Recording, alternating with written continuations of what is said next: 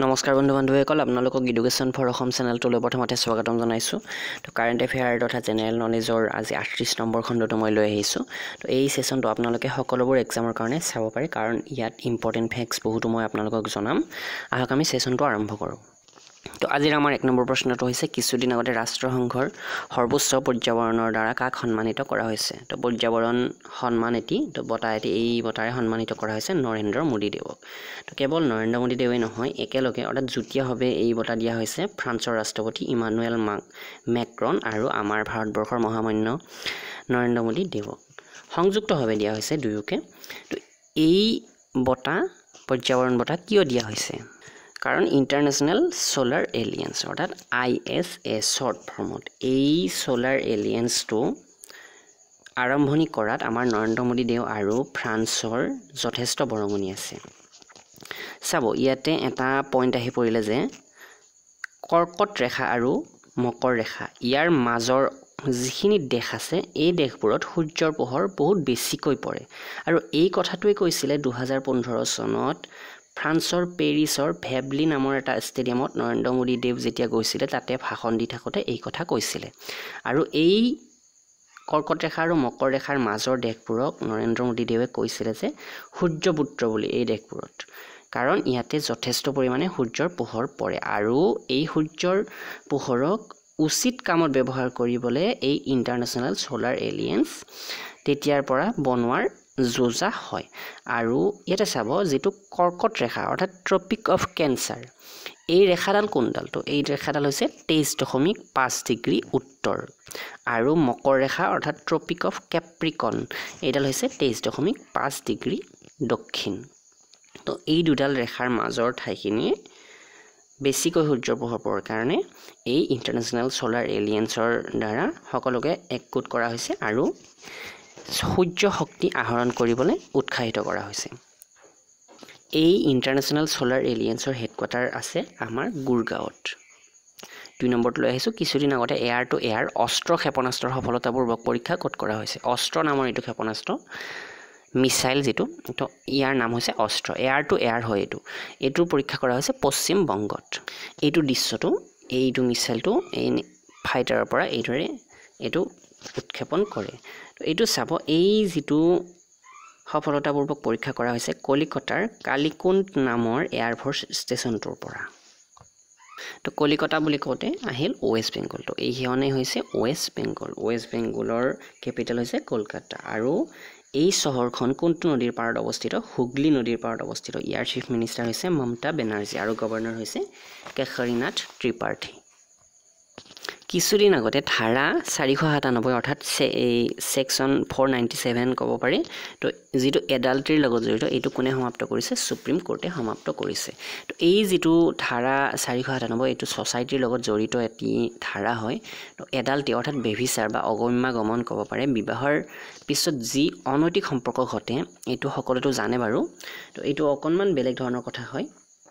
তো এই ক্ষেত্ৰত এডুকেশ্যনেল হিচাপে মই এইখিনি আপোনালোকক কৈছোঁ যে বিবাহিত এগৰাকী মহিলাই অন্য পুৰুষৰ লগত সম্পৰ্ক কৰিলে, অথবা বিবাহিত এগৰাকী পুৰুষে অন্য মহিলাৰ লগত সম্পৰ্ক কৰিলে, এইটো এডাল্ট্ৰি ছেকশ্যনত পৰে, যিটো 497ৰ জৰিয়তে এটা উচিত শাস্তি বিহাৰ ব্যৱস্থা আছিলে। কিন্তু এইটো উঠাই দিয়া হৈছে বৰ্তমান, কাৰণ ইয়াতে একমাত্ৰ পুৰুষগৰাকীয়েহে এই, যদি ধৰি লওক এ নামৰ পুৰুষগৰাকীৰ বি নামৰ মহিলাগৰাকী স্ত্ৰী আৰু চি নামৰ এগৰাকী পুৰুষৰ লগত যদি এই বিৰ গোপন সম্পৰ্ক থাকে, তেনেহ'লে এ চিৰ ওপৰত কেছ মামলা কৰিব পাৰিছিলে আৰু বিক অৰ্থাৎ ঘৈণীয়েকক ডিভোৰ্চ দিব পাৰিছিলে। কিন্তু এই ক্ষেত্ৰত ঘৈণীয়েকে যদি এৰ কোনোবা ডি নামৰ মহিলা এগৰাকীৰ লগত সম্পৰ্ক আছিল, তেনেহ'লে ঘৈণীয়েকে এওক কেছ মামলা কৰাৰ কোনো ধৰণৰ ধাৰা নাছিল। তো এইটো অনুচিত হয়। তো এইকাৰণে এই ধাৰাটো উঠাই দিয়া হৈছে আৰু বৰ্তমান কোনো ধৰণৰ কেছ মামলা এ চিক কৰিব নোৱাৰে, কিন্তু ইচ্ছা কৰিলে যদি উচিত থাকে, এই প্ৰমাণ থাকে, তেনেহ'লে বিক ডিভোৰ্চ দিব পাৰিব। তো এইটোৱে হৈছে ইয়াৰ বিশেষ কথা। তো ইয়াৰ ওপৰত মই এটা ছেশ্যন বনাম, অথবা আপোনালোকে ষ্টাডি IQত চাব পাৰে, তাতে ধুনীয়াকৈ বুজাই দিছে। 4 নম্বৰত লৈ আহিছোঁ, কিছুদিন আগতে বিশ্ব পৰ্যটন দিৱস কোনদিনা পালন কৰা হৈছে? 27 ছেপ্টেম্বৰত এই দিৱস পালন কৰা হৈছে। তো ইয়াৰ পিছত লৈ আহিছোঁ, কিছুদিন আগতে MSMEৰ ক্ষেত্ৰত সহযোগ আগবঢ়াবলৈ ভাৰতবৰ্ষই কোনখন দেশৰ সৈতে চুক্তি কৰিছে? মৰক্কো দেশৰ সৈতে ভাৰতবৰ্ষই চুক্তি কৰিছে। তো ইয়াতে MSME বুলি কওঁতে micro small and medium enterprise আৰু ইয়াৰ মাইক্ৰ স্মল এণ্ড মিডিয়াম এণ্টাৰপ্ৰাইজৰ আমাৰ বৰ্তমান সময়ৰ মন্ত্ৰী হৈছে গিৰিৰাজ সিং আৰু ইয়াতে চাব মৰক্কো মেপত চাবলৈ গ'লে এইখনেই হৈছে মৰক্কো ইয়াৰ কেপিটেল হৈছে ৰাবাট RABAD আৰু ইয়াৰ কাৰেন্সি হৈছে মৰক্কোৰ দিৰহাম আৰু বৰ্তমান ইয়াৰ প্ৰাইম মিনিষ্টাৰ হৈছে S ওথমানী তো ইয়াৰ পিছত লৈ আহিছো কিছুদিন আগতে ভাৰতবৰ্ষত দ্বিপক্ষীয় সহযোগ বঢ়াবলৈ কোন দেশৰ সৈতে সহযোগ কৰিছে ওমান দেশৰ সৈতে সহযোগ কৰিছে আৰু এই ক্ষেত্ৰত এই যিটো সহযোগ কৰিছে ইয়াতে যিখন সন্মিলন হৈছিল তাতে আমাৰ ভাৰতবৰ্ষৰ ফালৰ পৰা প্ৰতিনিধিত্ব কৰিছে আমাৰ বৰ্তমান সময়ৰ ডিফেন্স মিনিষ্টাৰ অৰ্থাৎ ৰক্ষা মন্ত্ৰী নিৰ্মলা সীতাৰমণ তো মেপত চাবলৈ গ'লে এইখনে হৈছে ওমান তো আমাৰ ওচৰতে আছে এইখিনিত পাকিস্তান আমাৰ এইফালে ভাৰতবৰ্ষ আছে তো ওচৰতে আছে ওমান দেশখন আৰু ওমানৰ কেপিটেল হৈছে মাস্কাট আৰু ইয়াৰ কাৰেন্সি হৈছে ওমানিয়ান ৰিয়াল আৰু ইয়াতে সুলতান আছে বৰ্তমান ইয়াৰ সুলতান গৰাকী হৈছে কাবুজ বিন সৈয়দ আল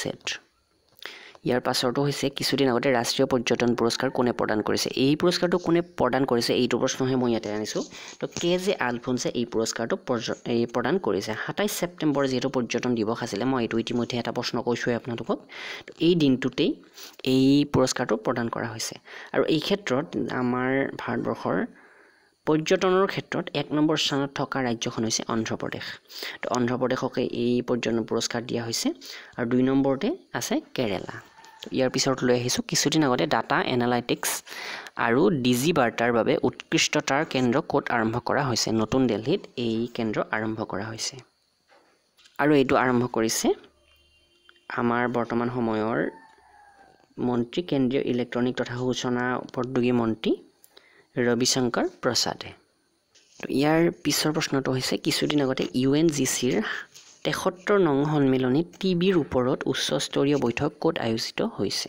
তো নিউয়ৰ্কত এই বৈঠক আয়োজিত হৈছে যেটো UNGA ইউনাইটেড নেশ্যনছ জেনাৰেল এছেম্বলিৰ ইয়াৰে 73 নং সন্মিলনীখনত টিবিৰ ওপৰত এটি বৈঠক হৈ গৈছে তো ইয়াতে আমাৰ ভাৰতবৰ্ষৰ ফালৰ পৰা এও প্ৰতিনিধিত্ব কৰিছে এও হৈছে আমাৰ ভাৰতবৰ্ষৰ বৰ্তমান কেন্দ্ৰীয় স্বাস্থ্য মন্ত্ৰী JP নাড্ডা 9 নম্বৰটো হৈছে কিছুদিন আগতে অতুল্য ভাৰত মোবাইল এপ কোনে লঞ্চ কৰিছে তো এই এপটো লঞ্চ কৰিছে কেজে আলফোনছে তো কেজে আলফোনছৰ কথা ইতিমধ্যে মই কৈছোই আপোনালোকক কেন্দ্ৰীয় পৰ্যটন মন্ত্ৰী আৰু এই গৰাকী হৈছে কেজে আলফোনছ আৰু এও এই যেটো ইনক্ৰেডিবল ইণ্ডিয়া অৰ্থাৎ অতুল্য ভাৰত এই মোবাইল এপটো লঞ্চ কৰিছে আৰু এই মোবাইল এপটোৰ কাম কি এইটো আমাৰ ভাৰতবৰ্ষলৈ বাহিৰৰ পৰা যিমানবোৰ পৰ্যটক আহে পৰিভ্ৰমণৰ বাবে আহে তেওঁলোকক এই এপটোৱে সহায় কৰিব যিকোনো ক্ষেত্ৰতে সহায় পাব তেওঁলোকে আৰু ইয়াতে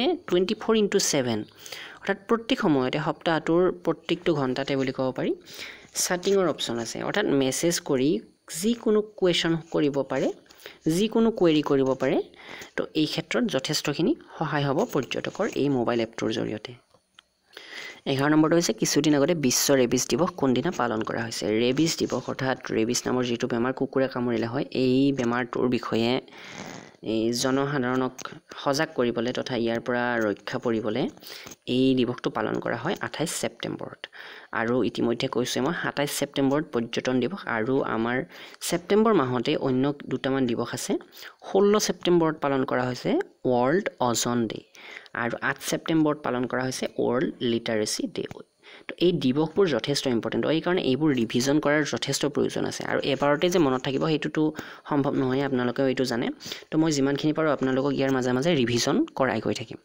তো আমি আজি লাষ্ট প্ৰশ্নটো লৈ আহিছো কিছুদিন আগতে পৰাক্ৰম পৰ্ব প্ৰদৰ্শনীৰ উদ্বোধন ক'ত কৰা হৈছে তো এইটো উদ্বোধনী কৰা হৈছে যোধপুৰত আৰু আমাৰ মহামান্য নৰেন্দ্ৰ মোদী দেৱে এই পৰ্বটো উদ্বোধনী কৰিছে ৰাজস্থানৰ যোধপুৰত এইটো উদ্বোধনী কৰিছে 2016ত ইয়াতে সাৰ্জিক্যাল ষ্ট্ৰাইক হৈছিল আৰু তাৰে ওপৰত ভিত্তি কৰি এই উৎসৱটো পালন কৰা হৈছে তো মেপত চাবলৈ গ'লে এইখনে হৈছে ৰাজস্থান আৰু ৰাজস্থানৰ কেপিটেল হৈছে জয়পুৰ যাক কোৱা হয় পিংক সিটি চিফ মিনিষ্টাৰ বসুন্ধৰা ৰাজে আৰু গভৰ্ণৰ হৈছে কল্যাণ সিং তো বন্ধু বান্ধৱীসকল আজিৰ সেশনটোত ইমানখিনিয়ে আছিলে মই আজি বৰ বেছি প্ৰশ্ন সংগ্ৰহ কৰিব নোৱাৰিলোঁ তো অলপ অসুবিধা হৈ আছিল তো মই নেক্সট যিমানখিনি পাৰো প্ৰশ্ন বঢ়াবলৈ চেষ্টা কৰিম তো আপোনালোকৰ সহযোগ এই ক্ষেত্ৰত যথেষ্ট প্ৰয়োজনীয় আপোনালোকৰ ভিউ নাহিলে ভাল নালাগে লাইক নাহিলে ভাল নালাগে তো ভিডিঅ'টো নিশ্চয় লাইক আৰু শ্বেয়াৰ কৰিব আজিলৈ ইমানখিনি ধন্যবাদ